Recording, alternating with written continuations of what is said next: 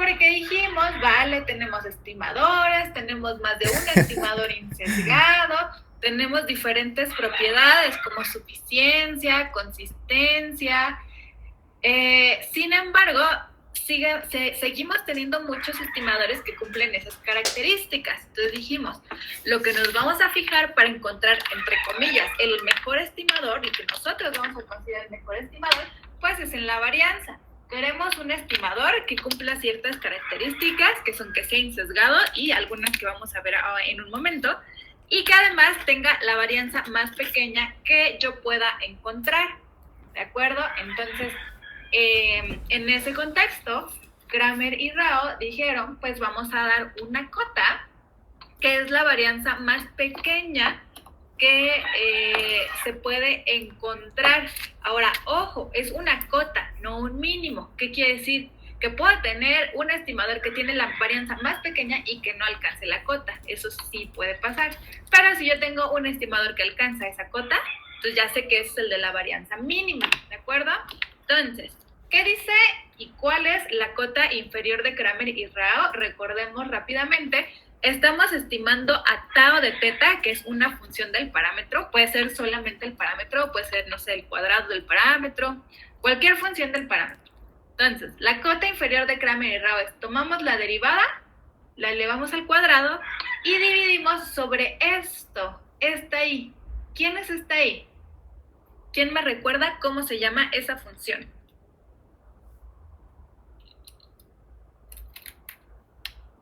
La información esperada de Fisher. La información esperada de Fisher, y ojo, es para toda la muestra, porque recordemos que tenemos la información esperada de Fisher por unidad muestral. ¿Qué tenemos que hacer para obtener la información esperada de Fisher para toda la muestra? Pues tenemos varias formas, ¿no?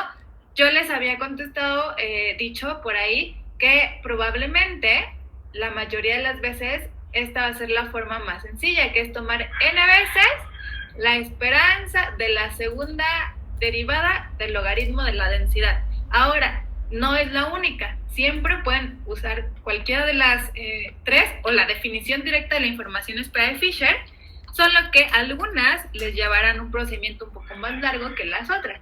Pero en teoría, al final deberíamos llegar al mismo resultado, ¿de acuerdo? Entonces dijimos, el teorema de Kramer nos dice que si yo tengo un estimador que es insesgado, entonces la varianza siempre va a ser mayor o igual que esta cota, ¿no? Esta cota, que es la cota de Kramer y Rao. Y dijimos, también se puede llegar a la igualdad. ¿Nos interesa llegar a la igualdad? Pues sí, porque cuando yo llego a la igualdad es cuando tengo un estimador que alcanza el valor mínimo de la varianza, ¿no? ¿Cómo hago eso? Pues descompongo, por aquí tenemos la función loperosimilitud como una función del parámetro multiplicado por una resta de una estadística y una función del parámetro. Ahorita vamos a ver cómo funciona mejor este teorema. Lo importante era que aquí yo tengo una función del parámetro, esa no la puedo fijar, aquí me va a salir una función y yo voy a saber que para esa función, esta estadística va a alcanzar la cota inferior de Kramer y Rao. Puede que no sea la función que me interese, sí puede pasar, ¿de acuerdo? Ahorita vamos a ver un ejemplo de cómo hacer eso. Y creo que hasta ahí nos quedamos. Antes de empezar, ¿alguien tiene alguna duda particular sobre lo que hemos visto?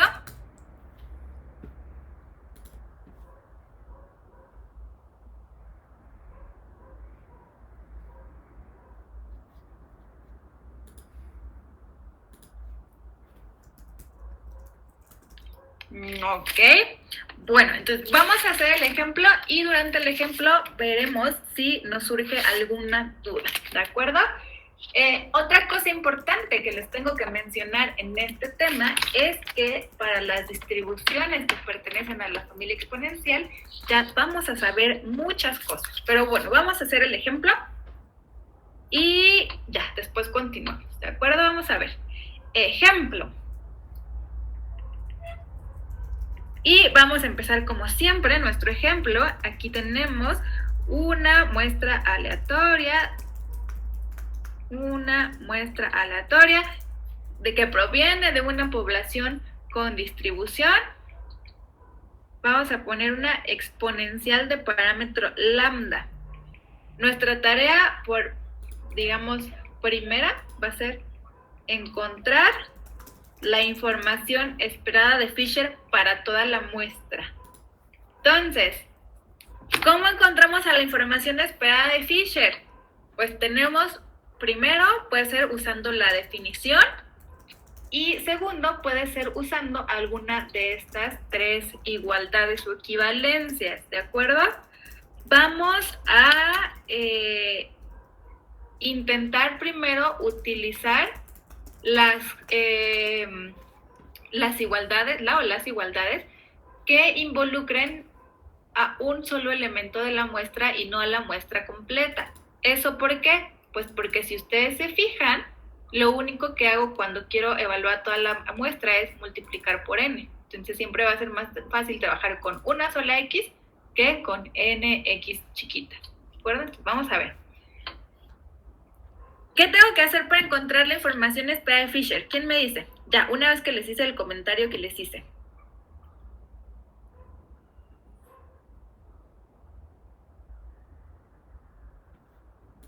Sacar la esperanza de la derivada de la log-verosimilitud al cuadrado.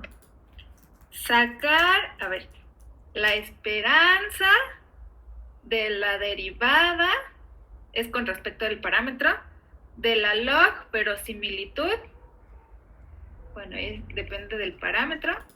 Eso al cuadrado. Así, ¿cierto? Ahora, ojo, aquí usé solamente una unidad, un valor de x, que quiere decir que al final voy a tener que multiplicar esto por n para tener la de toda la muestra, ¿cierto? Vale, ¿cuánto vale esta esperanza? ¿Qué tengo que hacer primero?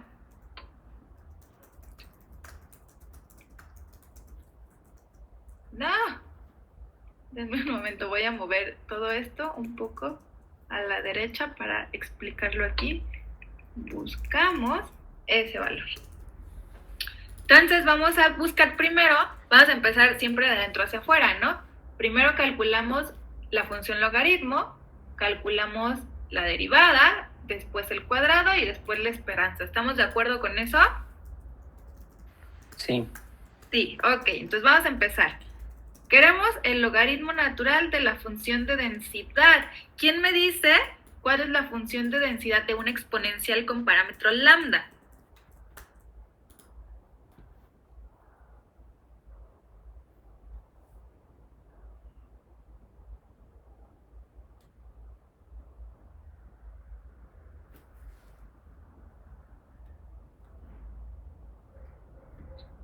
Lambda por e a la menos lambda x. Exacto. Entonces, si yo calculo el logaritmo natural, me va a quedar que esto es logaritmo natural de lambda menos lambda x. ¿De acuerdo? Preguntas. ¿Todo bien hasta aquí o alguna duda?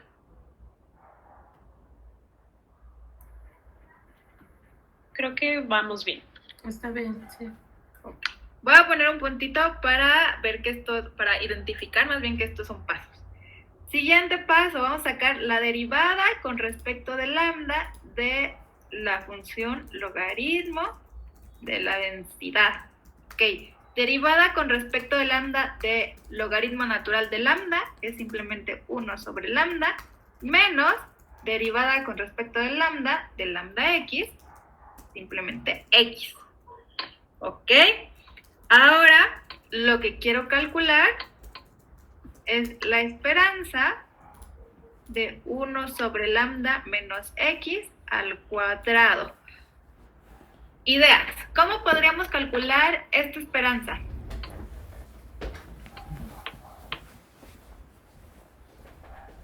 Desarrollamos el cuadrado. Ok. Un camino es desarrollar el cuadrado, ¿no? Es el cuadrado, el primero al cuadrado, menos 2 veces el primero por el segundo, menos el segundo al cuadrado. Ese camino nos va a llevar a la respuesta correcta. Sin embargo, hay una forma más fácil, un atajo. ¿Cuál creen que sea ese atajo? Recuerden tenemos una función, una variable exponencial de parámetro lambda. Recordemos, ¿cuánto vale la esperanza de una variable aleatoria exponencial de parámetro lambda? Lambda. 1 sobre lambda. 1 sobre lambda. ¿Qué quiere decir eso? Que aquí tengo la esperanza menos mi variable al cuadrado. Y a eso le estoy sacando la esperanza. ¿Quién es esto? ¿Lo conocemos? ¿Le podemos poner un nombre que ya conozcamos? La varianza. Exactamente. Esto de Sí. aquí es la varianza de mi variable x. ¿Y cuánto vale la varianza de un exponencial? 1 sobre lambda cuadrado. 1 sobre lambda al cuadrado. Entonces, si se fijan, aquí yo pude haber hecho un procedimiento un poco más largo, iba a llegar al mismo resultado, sí, pero algo importante que debemos recordar es las propiedades que ya conocemos de nuestras variables. ¿Por qué? Pues porque nos van a ayudar a hacer cálculos de forma más rápida, como en este caso, ¿de acuerdo? Ok, ya tenemos esta esperanza y ahora, ¿cuánto vale la información Sprague-Fisher para toda la muestra?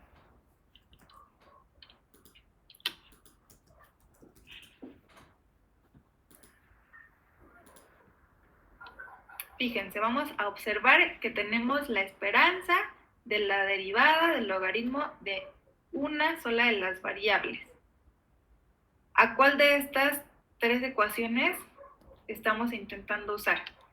No es esta porque aquí tenemos la segunda derivada, no es esta porque aquí tenemos la segunda derivada, es la primera, ¿no? Lo que calculamos aquí es la información Sprague-Fisher por unidad muestral. Entonces, simplemente tenemos que la información para toda la muestra es n veces la información Sprague-Fisher por unidad muestral. ¿Qué quiere decir? Pues que es n sobre lambda cuadrada. Y ya está, ya tenemos nuestra información Sprague-Fisher para toda la muestra. Ese es mi primer paso. Ahora, el segundo paso, lo segundo que voy a hacer, es decir, pues ya que tengo la información Sprague-Fisher para toda la muestra, quiero calcular la cota inferior de Kramer y Rao. ¿Qué necesito para calcular la cota inferior de Kramer y Rao? Si yo tengo la información Sprague-Fisher, ¿ya puedo calcular la cota inferior de Kramer y Rao?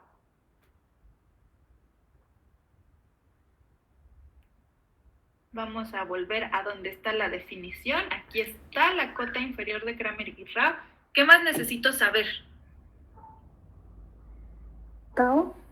Exacto, necesito saber a quién estoy estimando. Entonces, vamos a ver, calcular la cota inferior de Kramer y Rao para estimadores insesgados de lambda. Vamos a suponer por el momento que estamos estimando el parámetro así, lambda. Para lambda, entonces, la cota inferior de Kramer y Rao es ¿cuánto vale la derivada de lambda con respecto de lambda?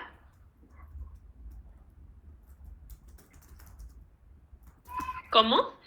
1, ok, sobre la información esperada de Fisher.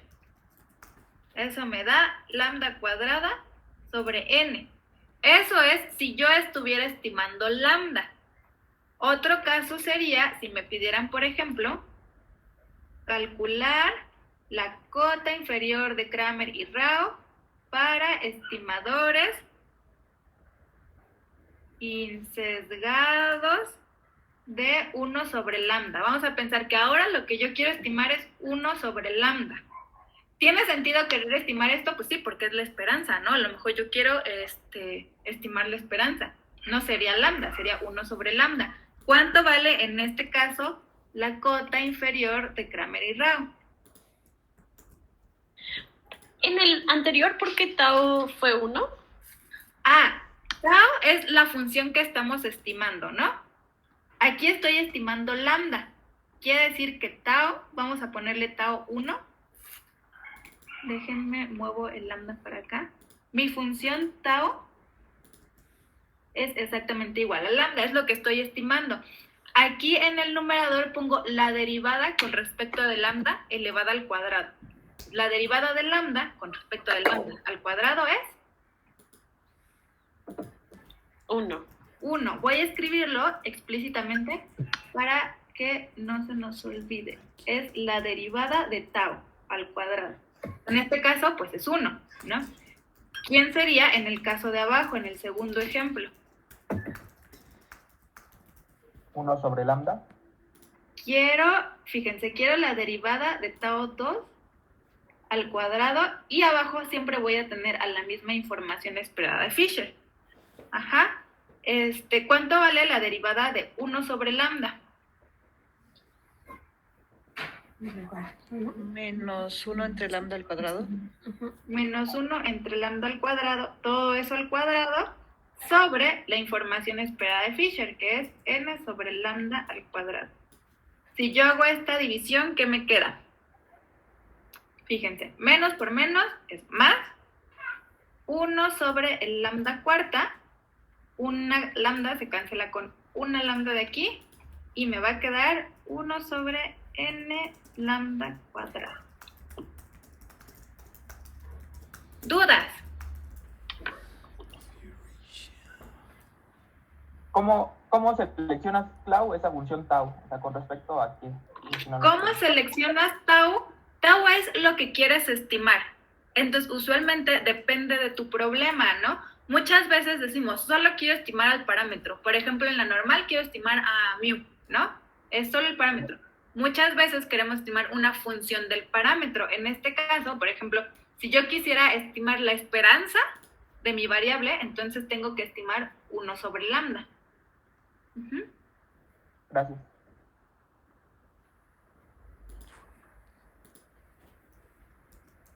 Muy bien, entonces ahora que ya tenemos nuestra cota inferior de Cramer y Rao, que depende, dijimos ya, de lo que yo quiero estimar, ahora nos plantean una pregunta bien interesante. Fíjense, ahora, si yo quisiera calcular el mejor estimador, por ejemplo, para lambda, ¿qué haría? Pues yo digo, no, proponemos un estimador, no sé, se me ocurre rápidamente X barra, calculamos su varianza y la comparamos con esta varianza, ¿cierto? Lo mismo para 1 sobre lambda. Ahora, ¿qué pasa si a mí me preguntan que si hay alguna función del parámetro para la cual exista un estimador que sí alcance la cota? En ese caso, podemos usar la segunda parte del teorema que les decía, ¿no? Aquí podría salirnos una función que no es la que me interesa, pero bueno, vamos a ver cómo funciona esa segunda parte del problema. ¿Qué voy a responder con la segunda parte del problema? Es saber, queremos saber, vamos a poner, queremos saber si existe alguna función de lambda, del parámetro, para la cual hay un estimador insesgado cuya varianza alcanza la cota. ¿Cómo hacemos eso? Pues vamos a decir, usando la segunda parte del teorema,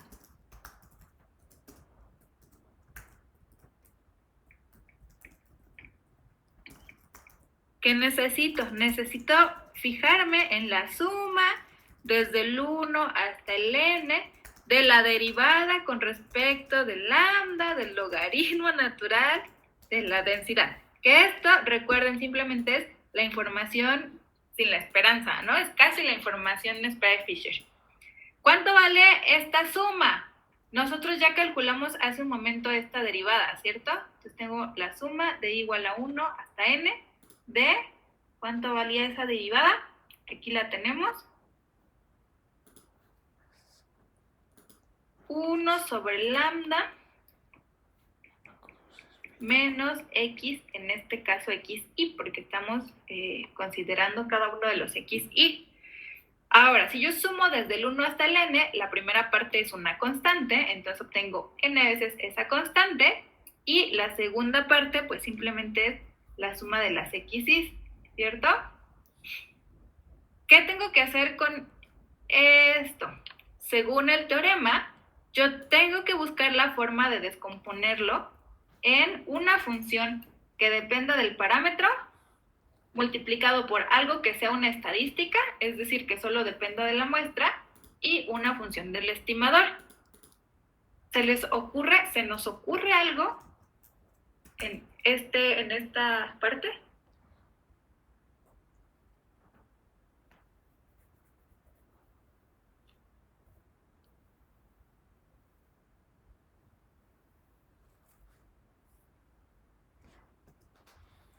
Fíjense. Una manera de encontrar la forma de factorizar aquello es fijarnos primero en la parte donde tenemos solo la estadística. ¿En qué parte de aquí tenemos solamente a la estadística? En la primera. En la primera, ajá. ¿En la primera? ¿En esta?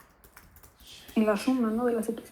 En la suma de las x's, fíjense. Ya sabemos qué parte involucra la estadística y la otra parte involucra al parámetro. ¿Ok? ¿Qué más tenemos que observar? ¿Qué signo es este? Es un signo negativo.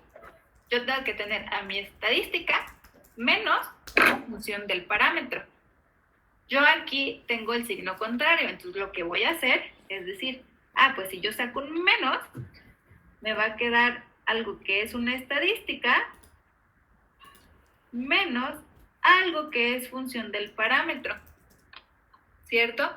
Yo podría dejarlo hasta ahí, ¿sí? Sin embargo, ¿qué podemos observar aquí? Esta n como que sobra. ¿Qué pasa si yo intento sacar esta n del paréntesis? Si yo hago eso, pues lo primero que pasa es que aquí se convierte en un 1. ¿Y qué pasa con esta suma? Se tiene que dividir entre n y es la media. Y esto es x barra, ¿de acuerdo?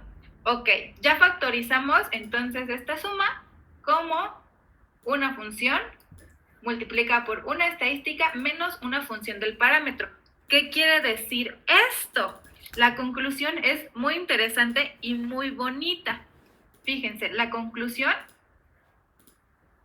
de esto es, para la función tau de lambda, que es 1 sobre lambda, que es obviamente una función de lambda, existe un estimador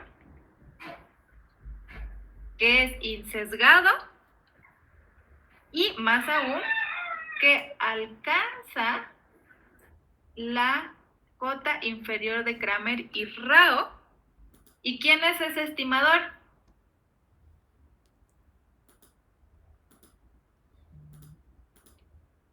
Ese estimador es x barra. ¿Cómo podríamos comprobar que esto es cierto? Pues vamos y calculamos la varianza de x barra y nos fijamos que efectivamente alcanza la cota inferior de Kramer y Rao, que es la que calculamos hace un momento aquí abajito. ¿De acuerdo? Tendríamos que ver que esta varianza es exactamente 1 sobre n veces lambda cuadrada. ¿De acuerdo?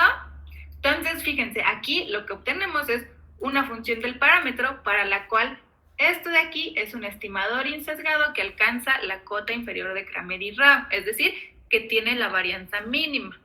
Un problema es que puede que esto no sea lo que me interese, puede que sí sea esto lo que me interese.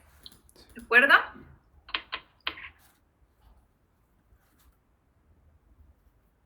¿Preguntas?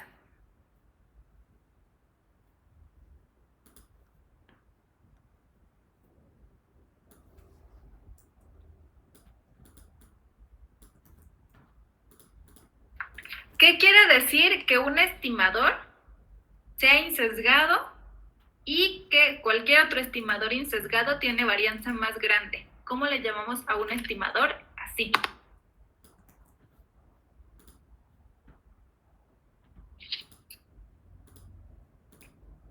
Lo de varianza mínima. Exacto. X barra es el UE, que es el estimador insesgado de varianza uniformemente mínima para 1 sobre lambda, ¿de acuerdo? X barra estima 1 sobre lambda y es de varianza mínima. Preguntas. Y ahí sí ya no hay otro. Aquí sí, ya no hay otro. Este va a ser.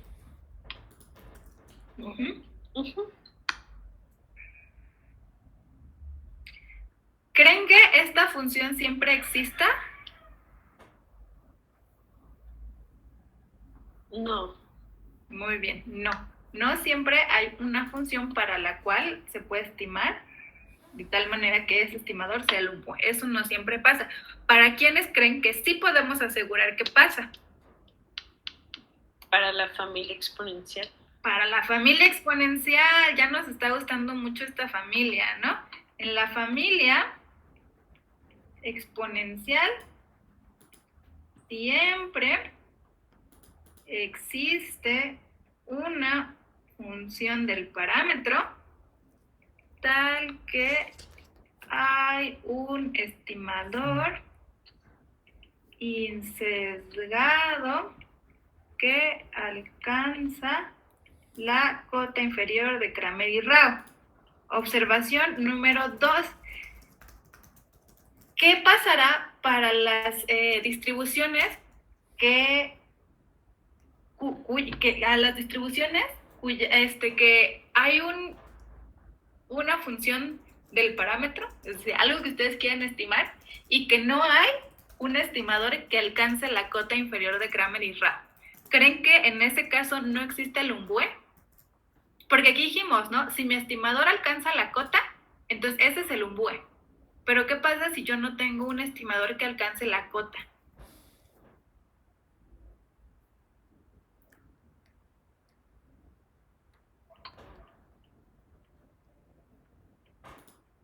Pues igual y sí hay, ¿no? Bueno, no sé.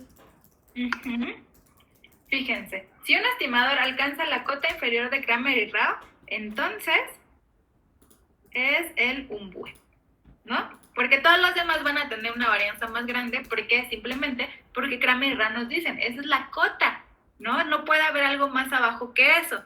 Sin embargo, el UE puede existir sin alcanzar la cota. ¿Qué quiere decir? Esto, recuerden, es siempre una cota, no es un mínimo. Ajá. Es solamente algo que sabemos que va a estar por abajo.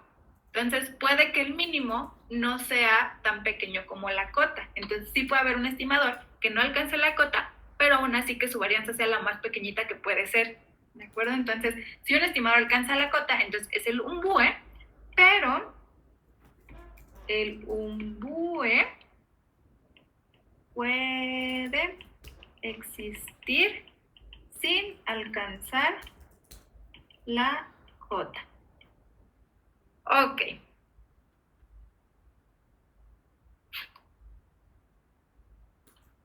Finalmente, algo que tiene que ver con las propiedades que vimos antes, vamos a decir que si un estimador de estos bonitos que alcanzan la cota, un estimador alcanza la cota, vamos a decir que es eficiente. ¿Por qué decimos que es eficiente? ¿Recuerdan cuál es la definición de eficiencia? ¿Varianza pequeña?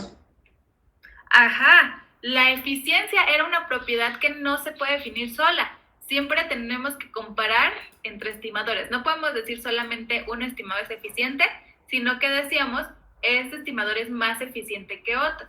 Ahora, cuando ya alcance la cota, es que la varianza ya es la más pequeña de todos, ¿no? Ahí sí ya no hay, es como si lo estuviera comparando con todos al mismo tiempo y ya supiera que esta es de la más pequeña.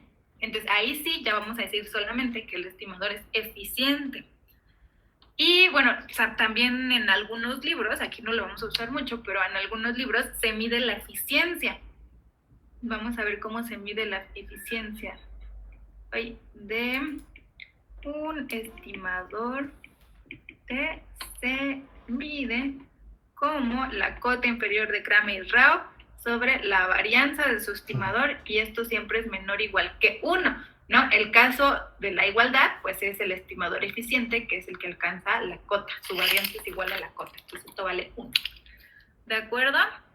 Ahora, ¿qué pasa cuando tenemos más parámetros? Pues para más parámetros sí existe una, digamos, generalización de la cota inferior de Kramer y Rao, solamente que esa generalización es bastante más complicada, porque en vez de decir vamos a repetir este procedimiento muchas veces, lo que dicen es, pues en vez de tener un solo valor de la información esperada de Fisher, vamos a hacer una matriz de información esperada de Fisher, y entonces ahí todo se complica, ¿no?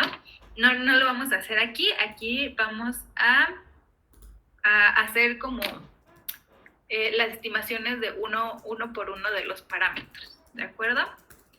Muy bien, entonces vamos a continuar. Bueno, antes de continuar, ¿tienen dudas? ¿Alguien tiene alguna pregunta?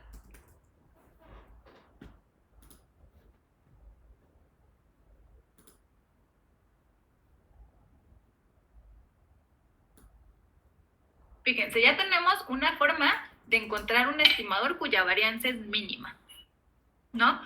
Para encontrar este estimador prácticamente partimos de 0, ¿no? No sé, usamos nuestro método de momentos o nuestro método máximo verosímil para encontrar un estimador, y después usamos el teorema de Rao-Blackwell para encontrar la cota inferior y ver si nuestro estimador alcanzó o no alcanzó la cota, ¿no? Tenemos un par más de formas de mejorar nuestros estimadores.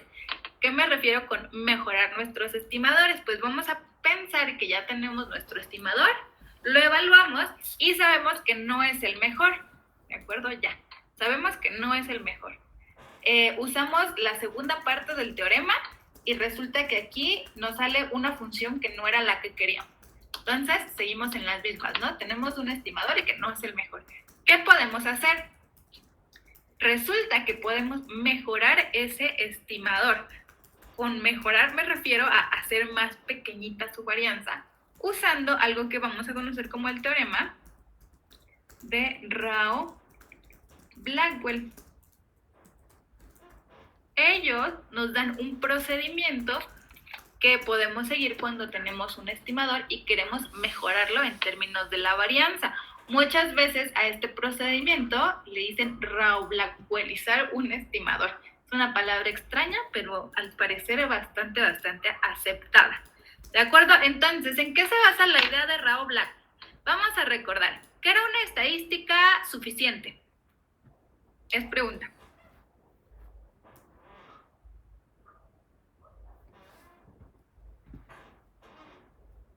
¿Que podía sustituir a la muestra completa para las estimaciones? Exactamente. Que en el contexto de mi estimación,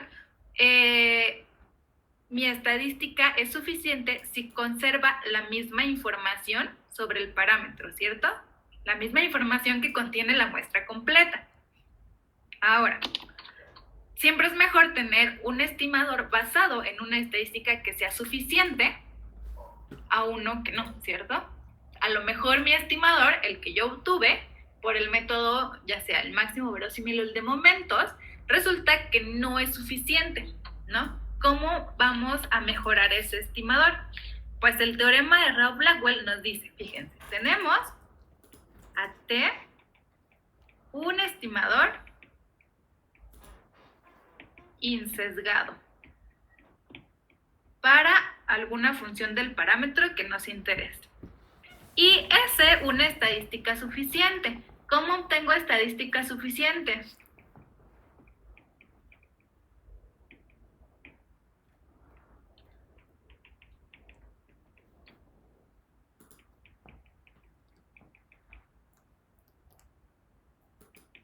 de teta, Ujú, estadística suficiente de teta, ¿no? ujú.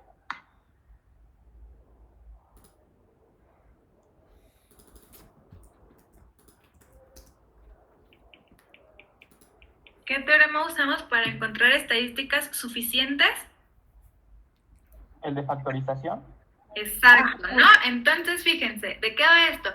Tengo que tener mi estimador insesgado, que casi siempre lo obtengo por el método de momentos o el máximo verosímil, y mi estadística suficiente que voy a obtener usando el teorema de factorización.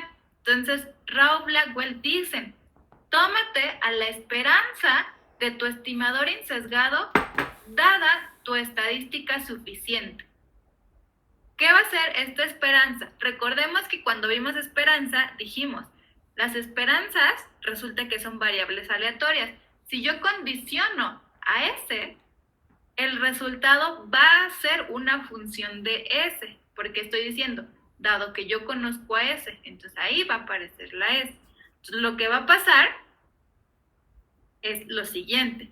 Primero, mi T estrellita, dijimos, va a ser función de S. Eso por la esperanza condicional. Segundo, mi T estrellita va a seguir siendo insesgado para la función que ya era insesgado, es decir, condicionar no me va a cambiar el sesgo.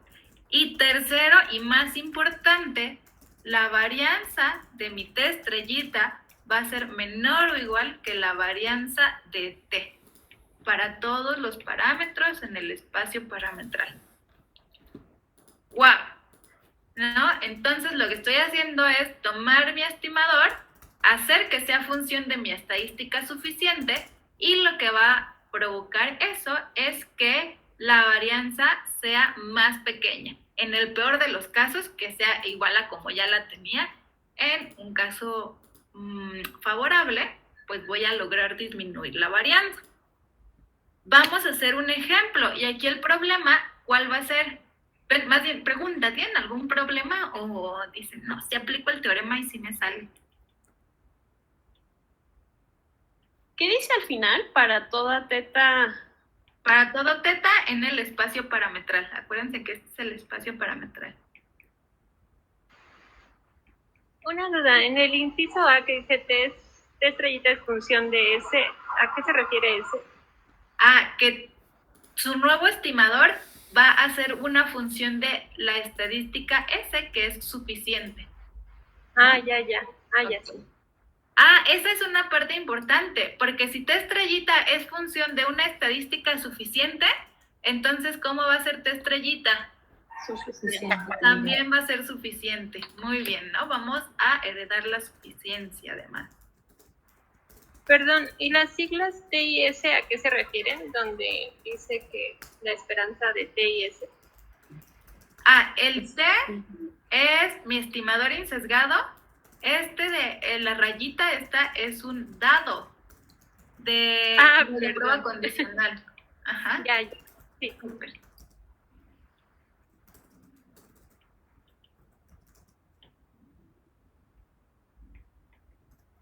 Entonces, ¿qué opinan? ¿Sí nos saldrá?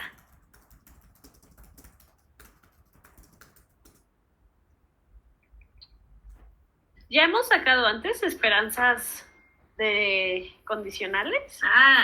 Justamente esa es la pregunta, ¿no? Porque creo que no. Sí. Para calcular esperanzas condicionales. No hemos sacado esperanzas condicionales, pero sí sabemos cómo funciona la probabilidad condicional. Resulta que la esperanza condicional es exactamente igual que la esperanza, solo que utilizando probabilidades condicionales. Fíjense, vamos a ver cómo es en el ejemplo. El ejemplo dice, tenemos una muestra aleatoria de una población con distribución Bernoulli, parámetro teta, y tenemos que la suma de las x, y es una estadística suficiente.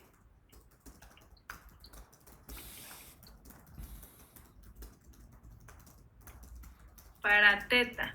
Este ejemplo lo hicimos justo, creo, cuando hicimos el teorema de factorización, los ejemplos, ¿no? Era sobre la Bernoulli. Me dicen, o yo lo sé porque lo sabemos todos, si yo tomo a mi estadística T como X1, esto es un estimador insesgado para teta, es pregunta. ¿Será o no será?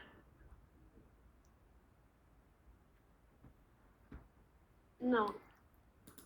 ¿Por qué?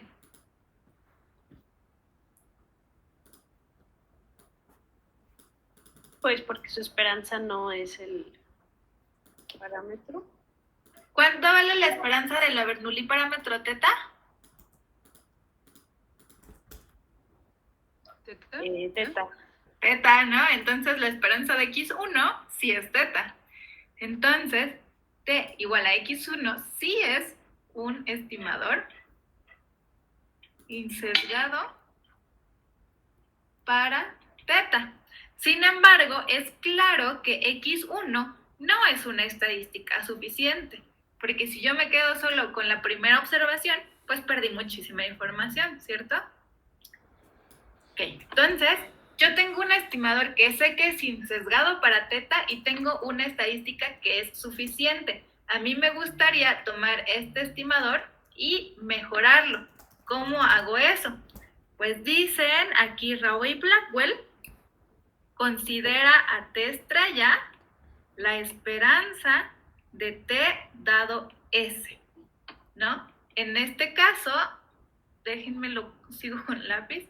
Esto es la esperanza de X1 dado la suma de las X's, ¿cierto?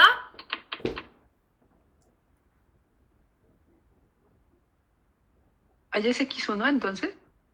Ah, sí, me faltó el 1, gracias. X1 es la primera observación de la muestra. Ajá, la primera variable de la muestra. Ahora, ¿cómo calculo esta esperanza? ¿Cómo calculamos la esperanza usualmente en este caso? Vamos a pensar que no tuviéramos el dado, la suma de las X's.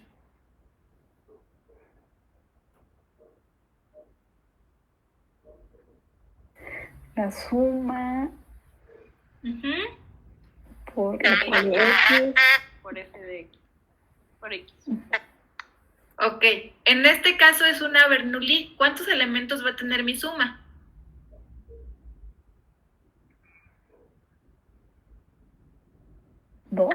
Dos, solamente el 0 y el 1, ¿cierto? Entonces fíjense, va a ser 0 por la probabilidad de que X1 valga 0 y lo único que voy a agregar es la condición, dada la suma de las X y más 1 por la probabilidad de que X1 valga 1, dada la suma de las X y. Así se calcula la esperanza condicional. Lo único que hago, pues, es usar la definición de prueba condicional, ¿de acuerdo? Y ahora la pregunta importante. El primer elemento, pues, vale 0, porque lo estoy multiplicando por 0. Me va a quedar simplemente la probabilidad de que X1 valga 1, dado que la suma de las X's, así, ¿no? ¿Cómo calcularían esa probabilidad?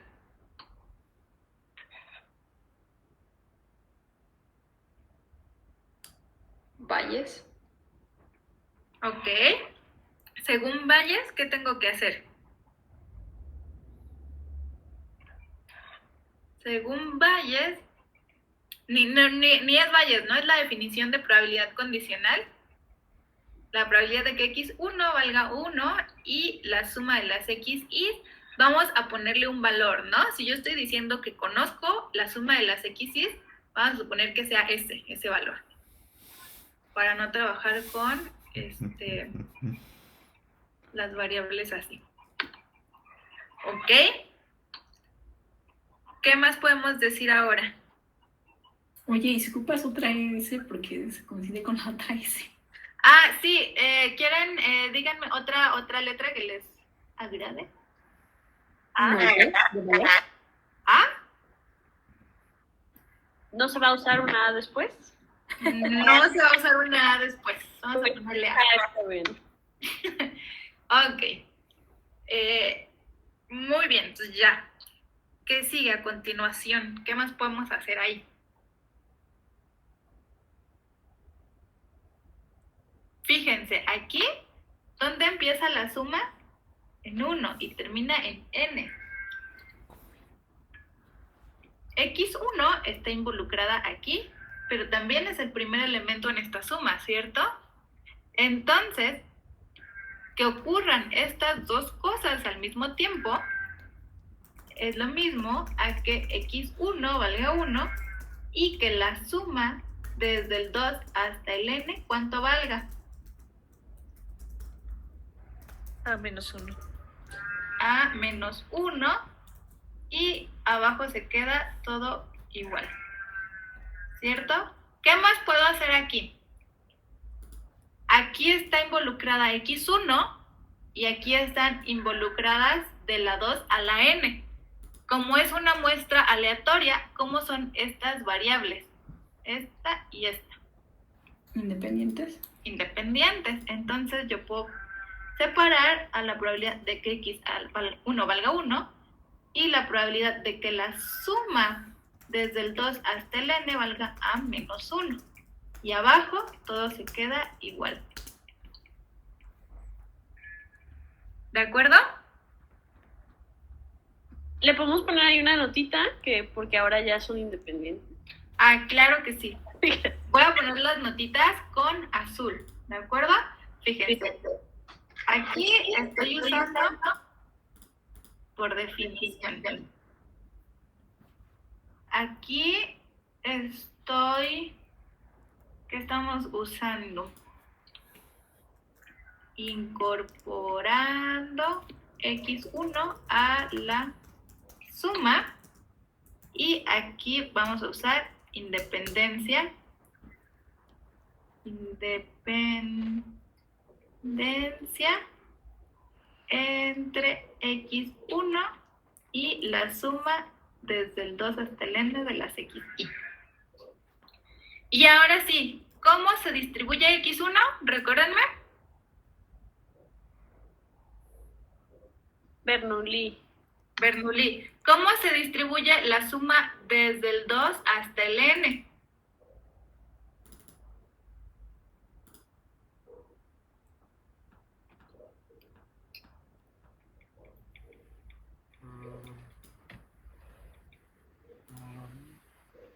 Binomial. ¿Con qué parámetros?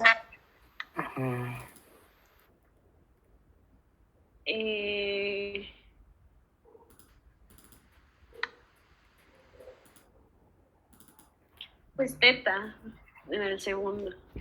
Y en el primero, recordemos que la suma de Bernoulli es binomial.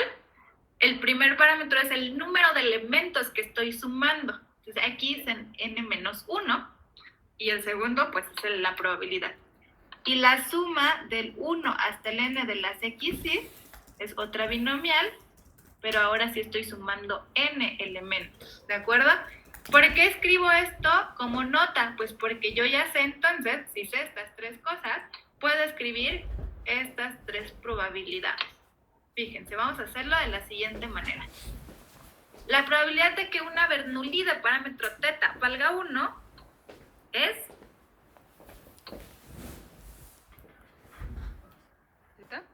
Teta, simplemente, ¿no? Es la probabilidad de éxito.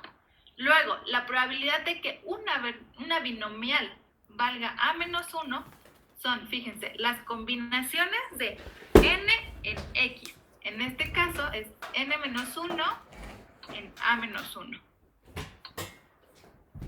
Por sería P a la X. En este caso es teta a la A-1 y luego 1 menos P, que es 1 menos teta, a la n-1 menos lo que valga X, que en este caso es A-1. Entonces, ya con el signo me queda A más 1. Y en el denominador, pues ahí es mucho más sencillo porque quiero la probabilidad de que la suma valga A. De nuevo, son las combinaciones de n ahora en A, teta a la A, 1 menos teta a la n menos A. ¿Cierto? ¿Alguna duda en cómo sustituye estas probabilidades?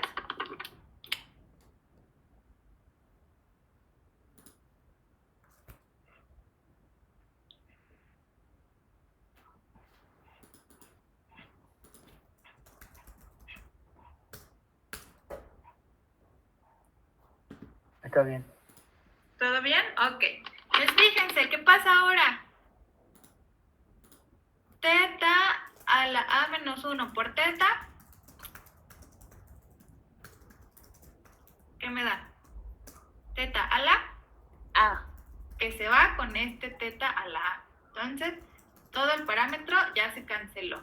Luego, aquí me queda n. Este menos 1 se cancela con más 1. Me queda 1 menos teta a la n menos a, que se cancela con este 1 menos teta a la n menos a. Entonces me quedan solamente las combinaciones. ¿Recuerdan bien la definición de las combinaciones?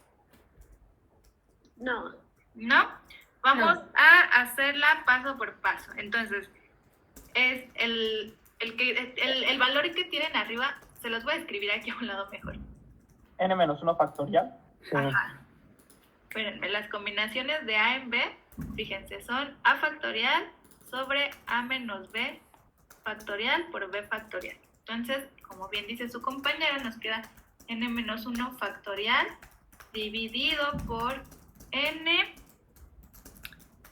menos A factorial y luego por A menos 1 factorial. Y el de abajo es más sencillo, es n factorial, n menos a factorial multiplicado por a factorial. Si yo utilizo aquí la regla del sándwich, me queda n menos 1 factorial, n menos a factorial, n menos a factorial, a menos 1 factorial y n factorial. Solamente se van estos completos. ¿Y quién me queda? Ya de los factoriales.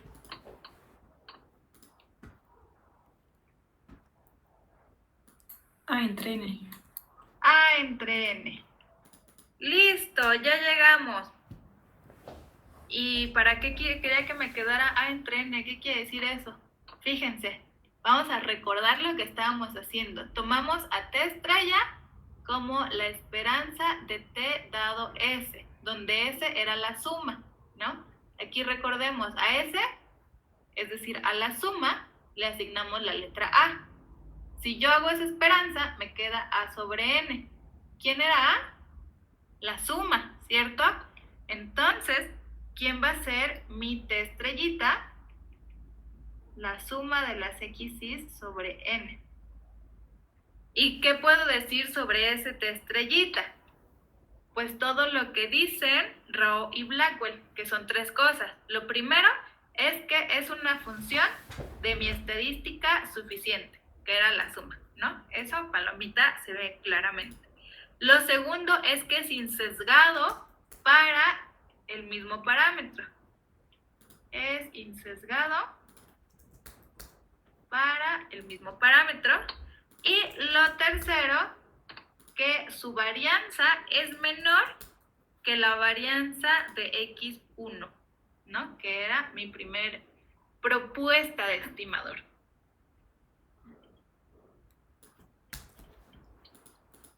Menor o igual. Menor o igual a la de t. Y listo. Preguntas. ¿T estrella sería la media, maestra? Sí. ¿Y sería teta? ¿O no? ¿Qué sería? ¿T estrella igual a teta se quedaría o no? No, t estrella es igual a la media. Es un estimador insesgado para teta. Ah, ok. Está bien, gracias. Ok. ¿Más preguntas?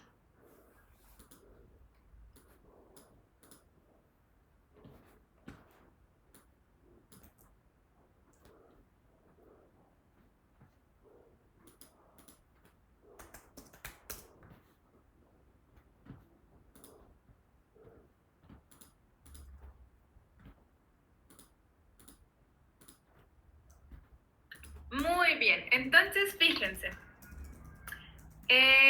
Pregunten en el chat si aún no encontramos la varianza. No, no encontramos la varianza.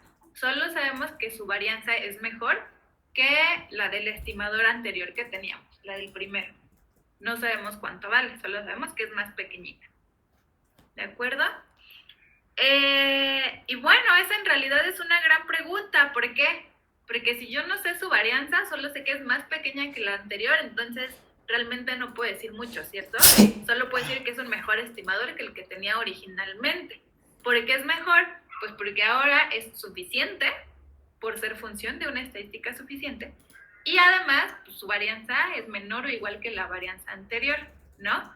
Sin embargo, esto no me ayuda mucho a encontrar el umbúe, ¿no? Recordemos, con la cota inferior de Kramer y Rao, si yo alcanzaba la cota, si encuentro un estimador que alcanza la cota, ya sé que ese es el umbúe, ¿no? Dijimos, el problema es que puede haber un estimador que no alcance la cota y aún sea el umbúe. Claro que sí. A ver, vamos a ver. Aquí está el problema. ¿En qué estaba? Ah, sí. Empezamos con Kramer y Rao, que es la cota. Si mi estimador alcanza la cota, ya fui feliz porque ya es el umbúe. El problema, decía, es que pues es una cota, no un mínimo, ¿no? Entonces puede que para algún caso particular yo tenga el estimador que es el umbúe, pero que no alcance la cota. Entonces, ¿cómo voy a saber que es el umbúe si no alcanza la cota? Entonces dijimos, bueno, tenemos el teorema de Rao-Blackwell que nos ayuda a mejorar nuestro estimador, ¿no? Si yo tengo mi estimador, calculé su varianza, pero no alcanzó la cota, ¿qué puedo hacer? Pues el primer paso es ver si es función de una estadística suficiente. Si no es función de una estadística suficiente, entonces, ¿qué hago? Me busco una estadística suficiente, calculo la esperanza condicional y entonces, forzosamente, mi nuevo estimador ya va a ser función de una estadística suficiente y además posiblemente tenga una varianza más pequeñita. Pero eso todavía no me garantiza que sea el umbúe. ¿Qué hago entonces? Entonces, ahora sí, tengo un teorema que me va a garantizar que un estimador sí sea el umbúe. Teorema de Lehmann-Schiffer. Pregunta antes de continuar. Claro que sí, Leona. Pregunta antes de continuar. ¿Quieren que les escriba el planteamiento que les comenté ahorita? Así de empezamos con Rao-Blackwell. Nos fijamos si alcanza la cota. Si no la alcanza, entonces esto. O está clarísimo todo. Sí, escribirlo, por favor. ¿Puedes escribirlo? Sí. Claro que sí. Vamos a ver. Vamos a escribir aquí. Recapitulando.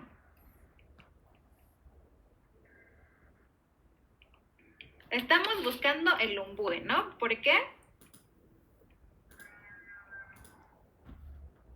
Porque es un estimador insesgado y de varianza mínima. Entonces, el primer paso es buscar el estimador. Algún estimador, ¿no? Tenemos dos métodos. El método de momentos. Ya escribí una locura, ¿verdad? Momentos. Y el método máximo verosímil. Una vez que tengo mi estimador, voy a comparar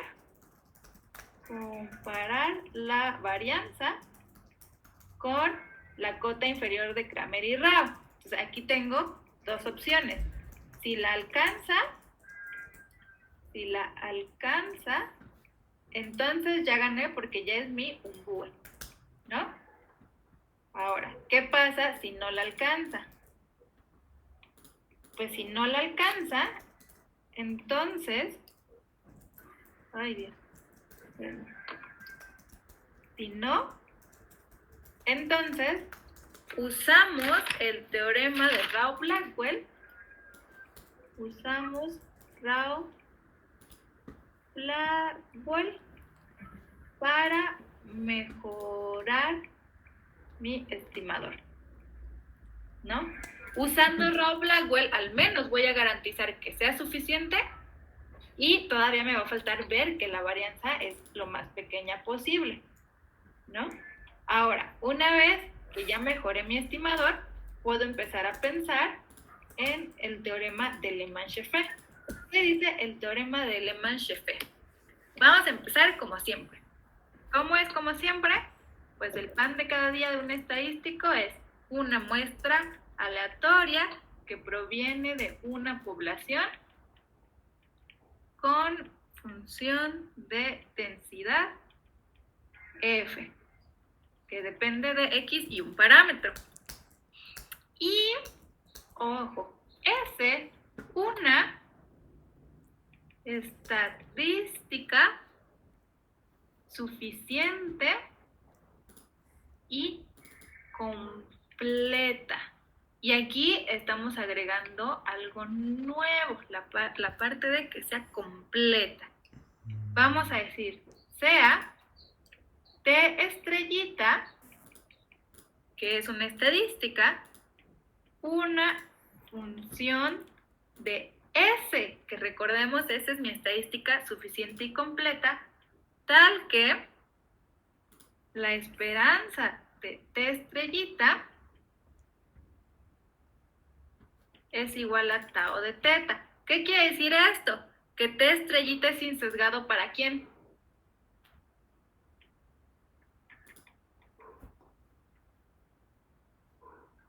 Para tau de teta. Para tau de teta. Entonces, T estrellita es el umbue para tau de teta. ¡Wow! ¿Qué estoy diciendo con este teorema? Importantísimo. Fíjense, si yo tengo una estadística que es función de algo suficiente y completo y que es insesgado, entonces ya va a ser el umbue. ¿Qué quiere decir eso? Que si yo en el teorema anterior, en el de Rao Blackwell, usé una estadística suficiente y además completa, entonces ya gané, ¿no? Porque ya hice que mi función de estrellita fuera función de S, que es suficiente, y si además es completa, entonces ya puedo garantizar que es el umbue. Preguntas. Antes de hacer el ejemplo. ¿Cómo se verificaba, Clau, si una estadística era completa? Que una estadística sea completa, dijimos, es la idea de completez es una cosa un poco complicada. Sin embargo, hay dos formas de ver que algo es completo. La primera es para la familia exponencial, ¿qué pasa?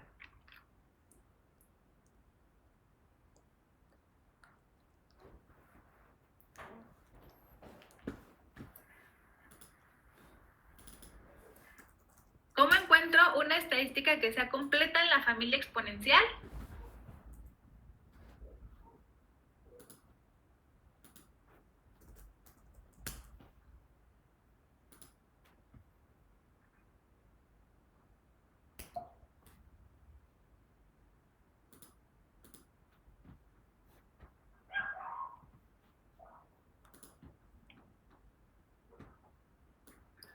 Le voy a poner aquí una flechita aquí para recordar cuando algo es completo. Fíjense, tenemos dos caminos. El primero y el fácil, en la familia exponencial, la suma de las R's de X y es una estadística suficiente y completa. Vimos eso en el tema de suficiencia y en el de completez. Y la segunda, si no pertenezco a la familia exponencial o estoy en la familia exponencial pero no me interesa esta función, entonces ¿qué tengo que hacer? Pues ver que para cualquier función, si la esperanza de g de t es igual a 0, implica que g de t tiene que ser 0. Que la probabilidad de que g de t sea igual a 0 es 0, ¿no? Que es que g de t sea 0. Lo escribí muy pequeñito, lo voy a hacer grande para verlo un momento. Es esto. ¿De acuerdo? Entonces, tengo dos formas. Primero, si estoy en la familia exponencial, la suma de las R de X y si es una estadística suficiente y completa. Sin embargo, si no es esa la que me interesa o no estoy en la familia exponencial, yo me fijo que la esperanza de G de T, donde G es cualquier función de mi estadística, implica que G de T tiene que ser 0 a fuerza, entonces T es completa. ¿Vale? Sí, gracias. Súper. ¿Más preguntas?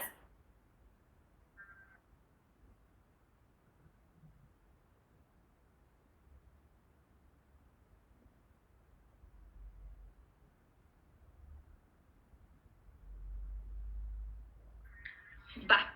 Si no tenemos preguntas, entonces vamos a continuar con el ejemplo que estábamos viendo de la exponencial. Continuamos con el ejemplo exponencial, ¿no? Entonces, en ese ejemplo exponencial, encontramos el umbue para 1 sobre lambda, ¿no?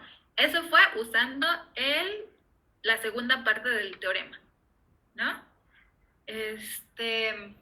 Sin embargo, ¿qué pasa si no es 1 sobre lambda lo que me interesa?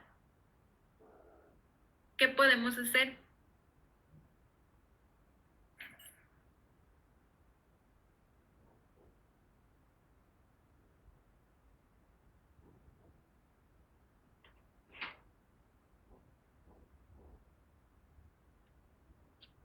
Ok, un poco más sencillo, fíjense.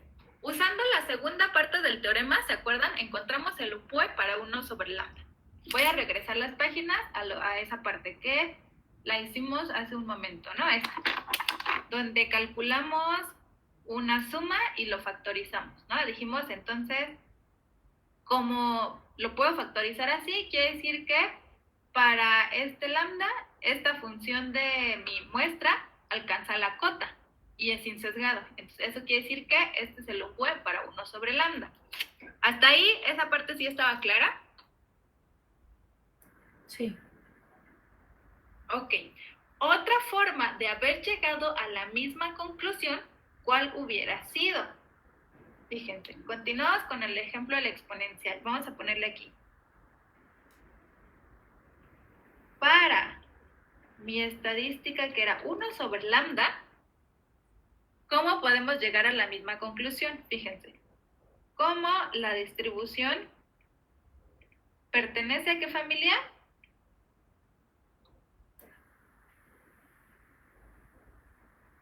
Exponencial. Entonces, nosotros ya sabemos que la suma de las x's es una estadística suficiente y completa. ¿Qué más sabemos?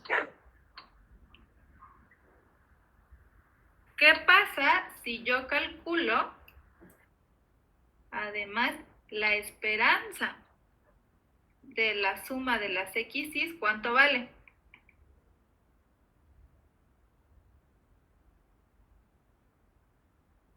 ¿Vas a 1 menos lambda? ¿Cuánto, perdón? 1 menos lambda. No. Vamos a calcularla con las propiedades de la esperanza. Primero, linealidad, es decir, se abre la suma. Me queda la suma de la esperanza de x y ¿cuánto vale la esperanza del exponencial?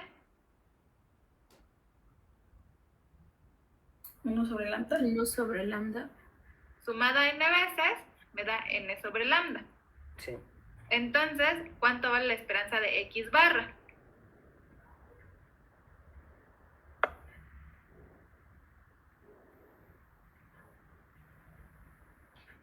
¿1 entre lambda? 1 sobre lambda. 1 sobre lambda. ¿Qué estoy diciendo aquí? Que x barra es función de una estadística suficiente y completa y además es insesgado para 1 sobre lambda. según el teorema anterior, eso quiere decir que X barra es el V para 1 sobre lambda. Esta es otra forma de llegar a la misma conclusión, ¿de acuerdo? Si yo tengo algo que es función de una estadística suficiente y completa y que es insesgado, entonces ese va a ser el umbúe. Aquí sabemos que X barra es función de una estadística suficiente y completa. ¿Por qué? Porque pertenece a la familia exponencial y ahí la suma de las x's es suficiente y completa. Y ya vimos que es insesgado para 1 sobre lambda. ¿Va?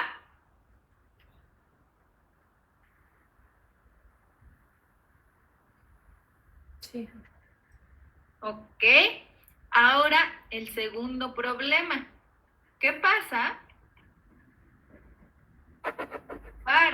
Ahora yo quiero estimar lambda. ¿Qué hacemos en ese caso?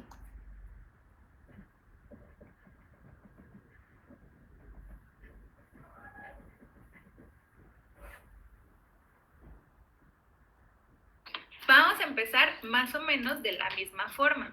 Fíjense, vamos a decir, ok, para que sea el umbúe, tiene que ser función de una estadística suficiente y completa. Entonces, primero me voy a fijar en la estadística suficiente y completa que yo conozco, que es la suma de las x's, ¿no?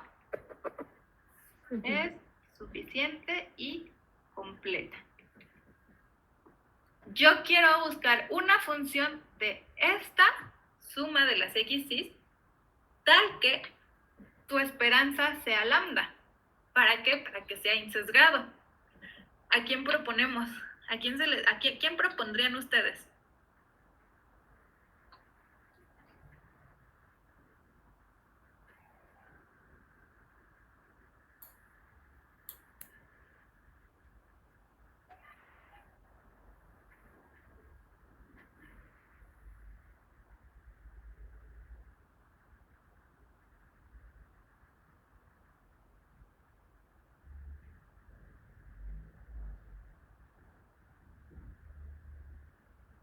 ¿Puedes repetir la pregunta otra vez, Claudia?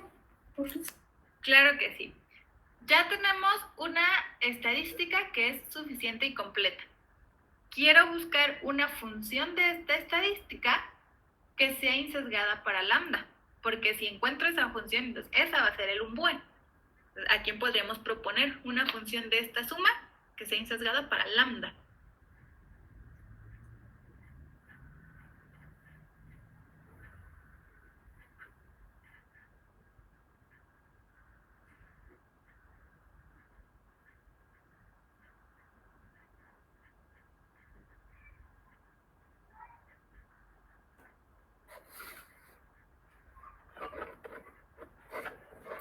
¿No sería como uno entre la media o algo así? No sé. Sí, venga, sin miedo. Vamos a ver. Proponemos, vamos a poner todo lo que dije. Buscamos una función de la suma de las x's que sea insesgada para lambda. Y de su compañera, pues proponemos 1 sobre x barra. ¿Por qué? Pues probablemente su compañera dijo, pues si la esperanza de x barra es 1 sobre lambda, a lo mejor puede pasar que la esperanza de 1 sobre x barra sea lambda. Vamos a ver si es cierto. Vamos a calcular la esperanza de 1 sobre x barra. Esto es exactamente igual a la esperanza de n sobre la suma de las xy, ¿cierto? Sí. Ok. N es una constante, entonces sale de la esperanza y me queda 1 sobre la suma de xy, donde xy es exponencial. ¿Recordamos cómo se distribuye la suma de exponenciales? Esto va a ir con azulito, porque es una observación. ¿Exponencial? La suma de exponenciales se distribuye gamma. Una gamma donde el primer parámetro vale 1 es lo mismo que una exponencial. La suma de exponenciales, fíjense, se distribuye gamma ¿con qué parámetros? el número de sumandos y el de la exponencial, que en este caso pues es lambda. ¿Vale? Entonces, aquí, fíjense, yo estoy calculando la esperanza de 1 sobre una variable gamma. ¿Cómo calcularían ustedes esta esperanza?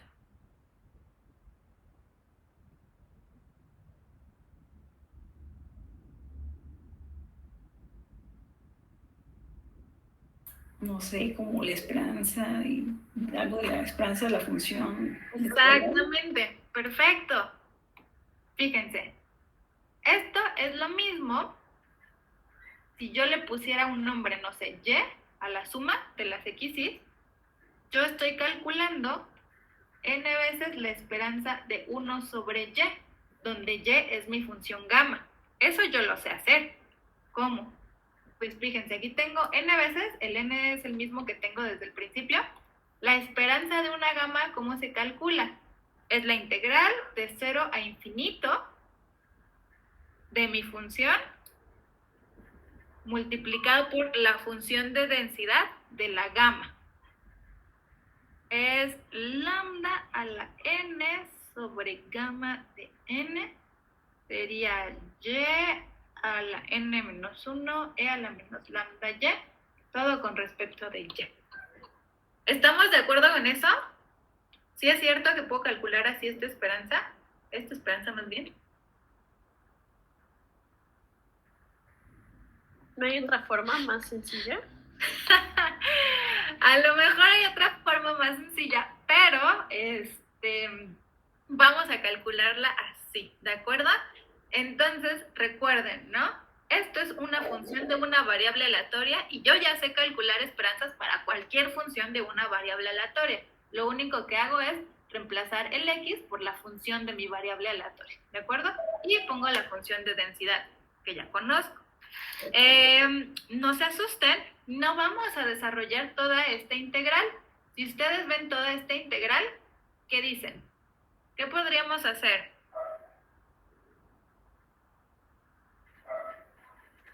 ¿Completar una gama? Completar una gama. ¿Por qué? Cuando yo multiplique este 1 sobre y con esta y, lo único que va a cambiar es el n, ¿no? Ahora en vez de tener n menos 1 voy a tener n menos 2. ¿Qué quiere decir esto? Pues que los demás parámetros se pueden quedar igual. Ahora solo tendría que completar una gama con parámetro un n menos 1, ¿cierto? ¿Cómo hacemos eso? Vamos a sacar primero todas las constantes, que son lambda a la n, gamma n, ya. Me queda, bueno, y el n. La integral de 0 a infinito de y, fíjense, tengo n menos 1, menos 1, este es el segundo menos 1, y luego e a la menos lambda y de y. ¿Qué le falta a esto para hacer una gama? Déjenme, permítanme copiar esta parte y llevarla a la página siguiente para no amontonarlo todo ahí. Fíjense, lo único que va a pasar es que ahora en vez de buscar tener parámetro n, voy a buscar tener parámetro n-1, ¿cierto? Me voy a quedar con las constantes, las mismas que ya tenía. Voy a dejar un espacio, voy a tener la integral de 0 a infinito de y a la n-1 menos 1 e a la menos lambda y todo eso con respecto de y. Para que esto sea una gama, tengo que dividirlo por gamma de este parámetro, que es gamma de n-1. Si yo divido, tengo que multiplicar por lo mismo para que sea un 1, para que siga siendo la igualdad. ¿Qué más me falta?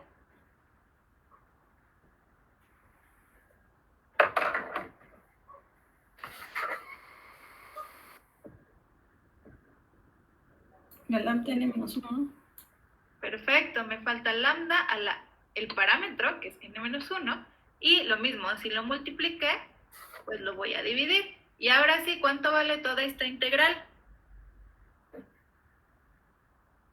1. 1. Pues es la densidad de una gama con parámetro n-1, lambda. Ajá. ¿Y qué me queda de todo esto? Pues hay muchas cosas se van, ¿verdad? Lo primero que sí me queda es el n y lambda, ¿no? n-1 se va, solamente me queda lambda. ¿Y qué pasa con estos gamas?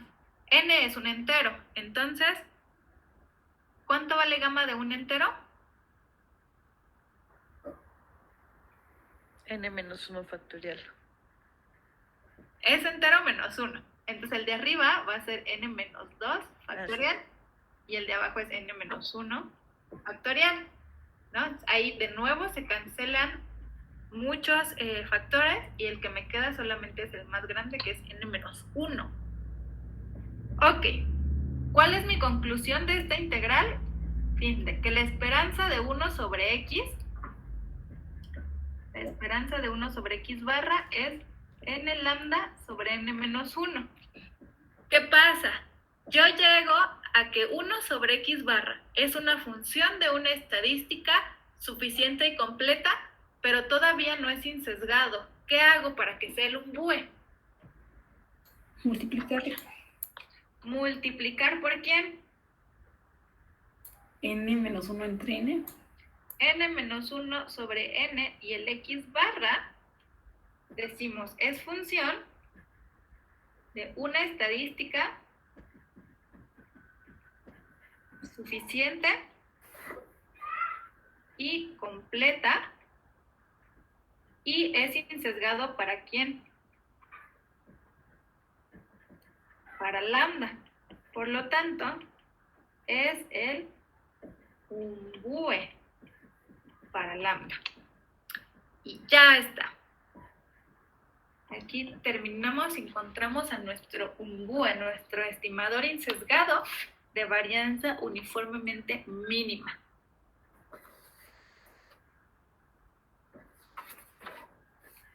¿Dudas? ¿Puede como que rehacer la conclusión? Claro que sí, repasar el procedimiento completo, ¿va? Vamos a ver, fíjense. Dijimos, para 1 sobre lambda está fácil, ¿no? Porque ahí yo sé que la esperanza de x barra es 1 sobre lambda, x barra es suficiente y completa, ya es el umbúe. ¿Qué me dice? Esta es la parte importante, creo. La F me dice que una estadística o estimador que sea insesgado y que sea función de una estadística suficiente y completa es el umbúe, ¿no? Entonces, lo que yo tengo que encontrar para algo como lambda es una función de una estadística suficiente y completa que sea insesgada. ¿Cómo empiezo? Pues empiezo buscando mi estadística suficiente y completa, ¿no? ¿Por qué? Pues a lo mejor esa estadística suficiente y completa ya es insesgada. En este caso sabemos que no. ¿Qué hacemos? Pues buscamos algo que sea función de esta estadística que sí sea insesgado. ¿Qué hicimos? Pues solamente tomamos el inverso, calculamos su esperanza y vemos que no es insesgado. Sin embargo, solamente nos falta una constante para hacerlo insesgado. Si multiplicamos esa constante, ahora sí me va a quedar algo que es función de una estadística suficiente y completa, es insesgado, por lo tanto es el umbúe.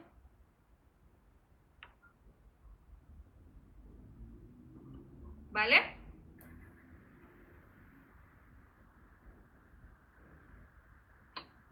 Sí. Ok. Ahora, en este caso particular, sabemos que es el umbúe. Pregunta, ¿alcanzará la cota inferior de Kramer y Rao?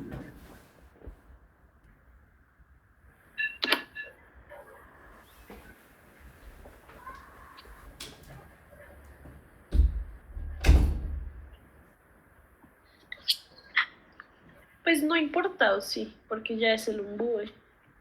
Ok, no importa, pero eso me da la respuesta que quería escuchar. No lo puedo asegurar, no necesariamente pasa, ¿no? Si me lo preguntan así específicamente, alguien por alguna razón quiere saber, ¿alcanza la cota inferior de Kramer y Rao? ¿Qué tendría que hacer?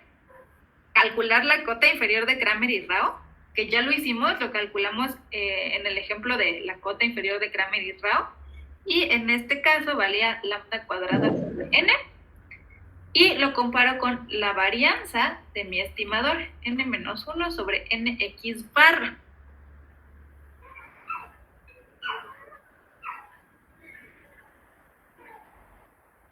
Ay, se me apagó el micrófono, perdónenme.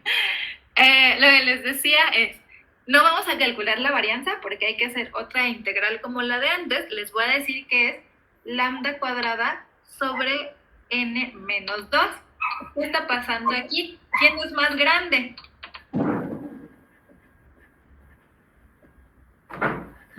La primera.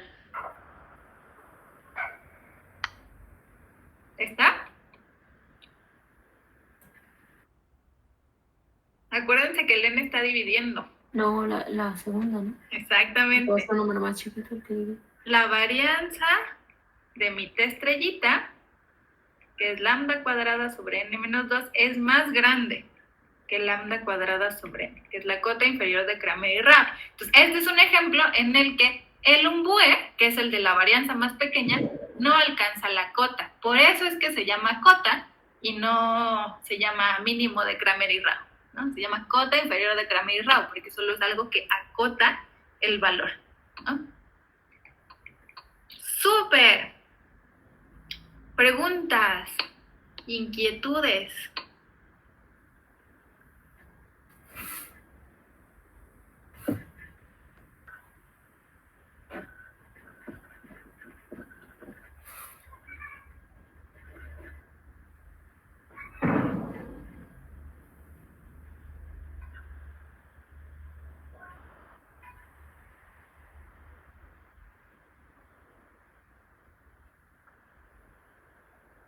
Va. Entonces, finalmente les voy a contar una propiedad asintótica y bonita que tiene, que tienen los estimadores máximo verosímiles, que no la vimos en estimación máximo verosímil, porque porque involucra la cota inferior de Kramer y Rao. Fíjense, tenemos a mi muestra aleatoria de una, como siempre, población con densidad F. Y tenemos a teta gorrito el estimador máximo verosímil para teta.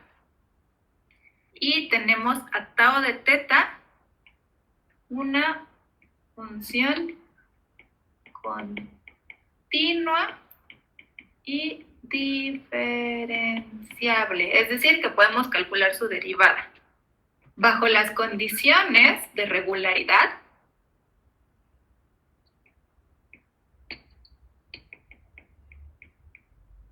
¿qué creen que pase con esto? Fíjense. Tau de teta evaluado en el estimador, sabemos que por la propiedad de invarianza es el estimador máximo verosímil para tau de teta. Si yo tomo eso y lo multiplico por raíz de n, ¿a quién creen que va a tender en distribución?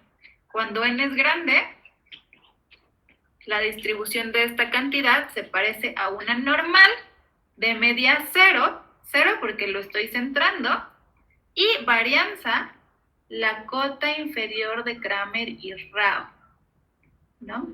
Resulta que esa cota, que es la varianza mínima, es la varianza a la que tiende el estimador cuando aumentamos n.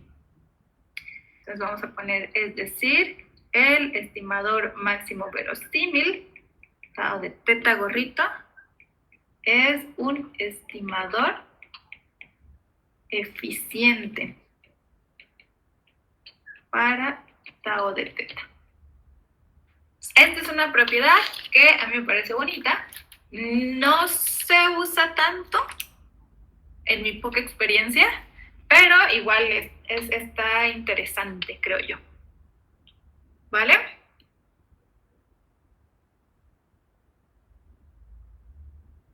¿Inquietudes?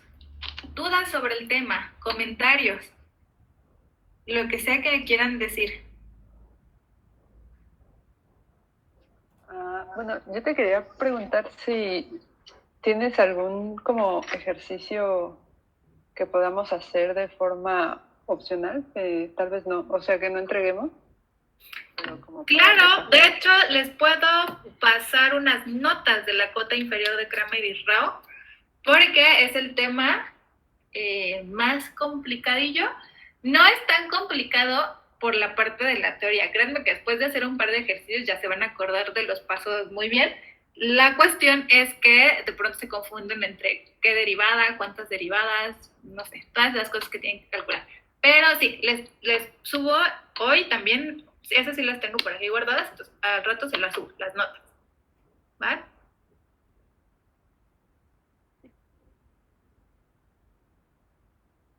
Más inquietudes. ¿Qué les parece el tema? ¿Útil, no útil, fácil, difícil, más o menos? Sin comentario. Complicadísimo. Complicadísimo. Okay.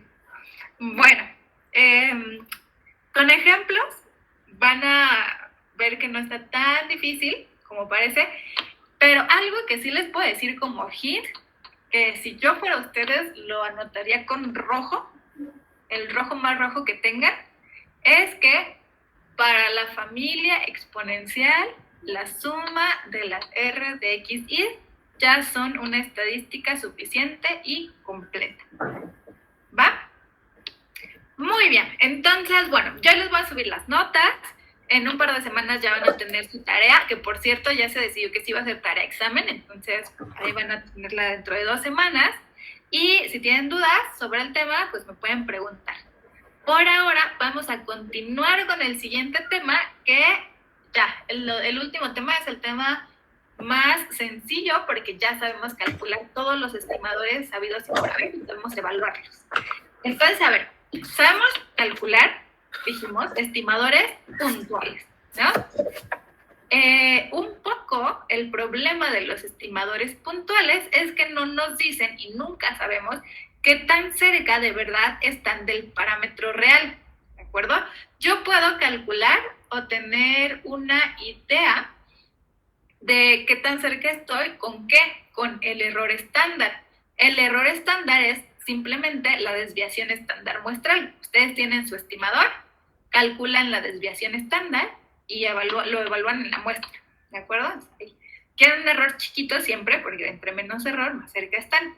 El problema es que eso tampoco me dice qué tan cerca estoy de mi parámetro real. Lo que vamos a hacer ahora es abordar un enfoque no distinto, realmente es un enfoque muy similar, pero que nos va a dar un conjunto de valores dentro del cual puede estar mi parámetro de verdad con cierto nivel de confianza. ¿Quién me quiere decir qué vamos a ver a continuación? En lo que escribo el hint en el chat.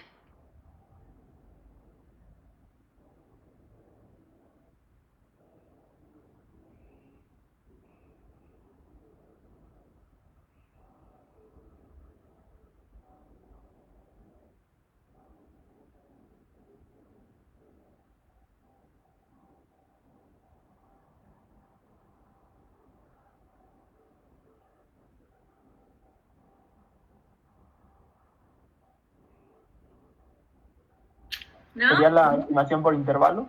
Exactamente, a continuación vamos a ver estimación por intervalos. Entonces los intervalos, como dije hace un momento, nos va a dar un conjunto de valores. Ya no solamente voy a tener un puntito, sino que voy a tener varios puntitos que pueden contener al valor real. Ahora, es muy común ver en noticias, en periódicos, escuchar en radio, si es que escuchan las noticias en el radio, escuchar noticias del tipo donde usan la palabra confianza o intervalos de confianza, ¿no? Como el estudio tal muestra que el 60% de los casos no mostró mejoría, ¿no? Usualmente cuando hablan de probabilidades lo expresan en porcentajes. Ahora, muchas veces, no siempre, se incluye también en las noticias de ese tipo el margen de error, ¿no? Dicen, con margen de error tanto por ciento y nivel de confianza 5% o 95%, ¿no? Casi siempre es 95 o 99%. Ojo, ¿qué quiere decir nivel de confianza? Si uno piensa en el nivel de confianza, dice, pues, si estoy hablando de confianza, quiero que la confianza sea alta. Entonces, intuitivamente, vamos a referirnos o vamos a pensar en la certeza con la que el intervalo o el método me va a dar una respuesta correcta. Entonces, el nivel de confianza quiero que sea alto siempre. Insisto, casi siempre es el 99 o el 95% de confianza. Ahora, la interpretación de los intervalos de confianza no siempre es la correcta, porque cuando yo busco un intervalo de confianza, vamos a pensar, yo calculo mi intervalo de confianza, hago mi muestra y obtengo un intervalo AB, ¿cierto? Si yo calculo una muestra diferente, voy a tener un intervalo diferente. ¿Qué es lo que se va a estar moviendo? Mi intervalo va a depender de la muestra. Lo que siempre está fijo es el parámetro desconocido, ¿no? Recuerden, el parámetro siempre lo pensamos como algo fijo, pero desconocido, ¿de acuerdo? Entonces, la interpretación de los intervalos de confianza no es, insisto, no es que el intervalo el parámetro esté en el intervalo con tanta probabilidad. No. La interpretación va a ser siempre que el intervalo contiene al parámetro con cierta confianza. Igual, ahorita lo vamos a ver y lo vamos a escribir, no se me preocupen tanto, ¿vale? Ahora, si yo pienso en el espacio parametral, acuérdense, el espacio parametral es el espacio de todos los posibles parámetros, ¿no? Si yo pienso en el espacio parametral, estoy haciendo estimación en el parámetro, ¿de acuerdo?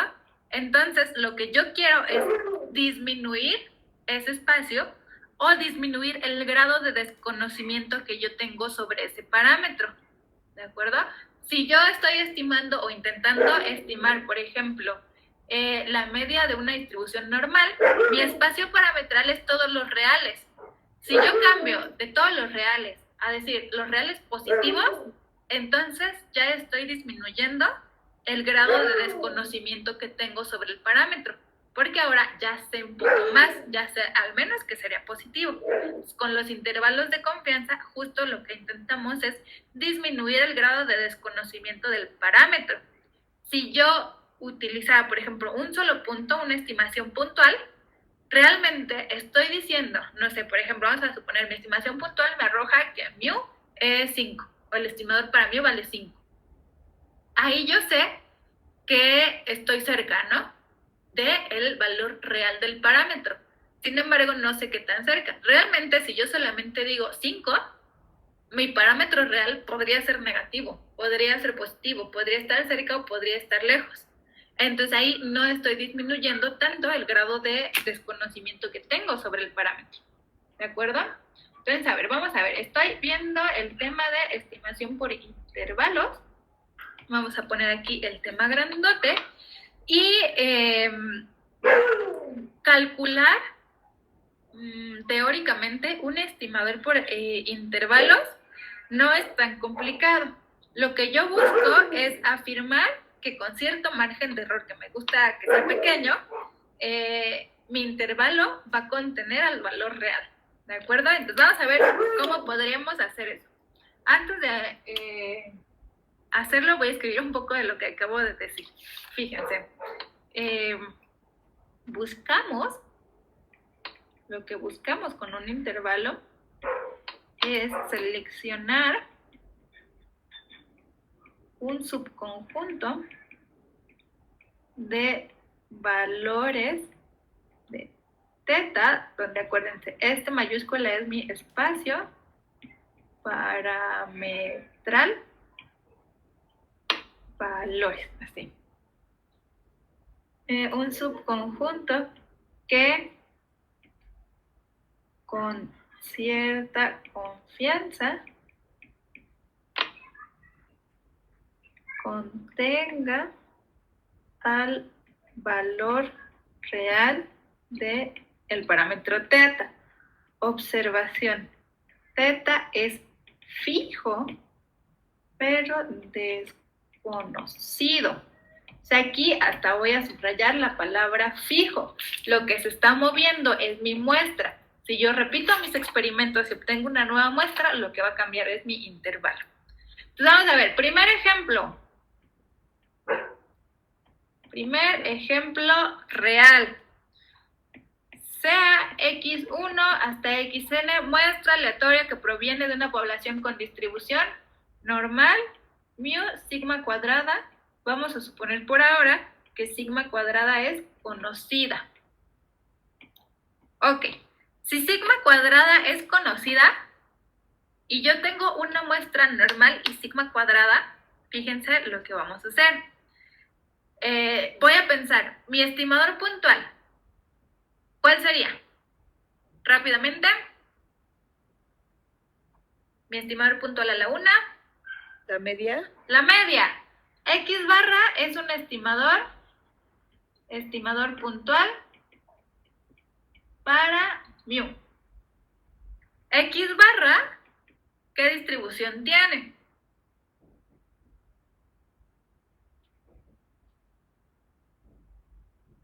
Dado que es combinación lineal de normales independientes, es una normal, ¿de qué parámetros?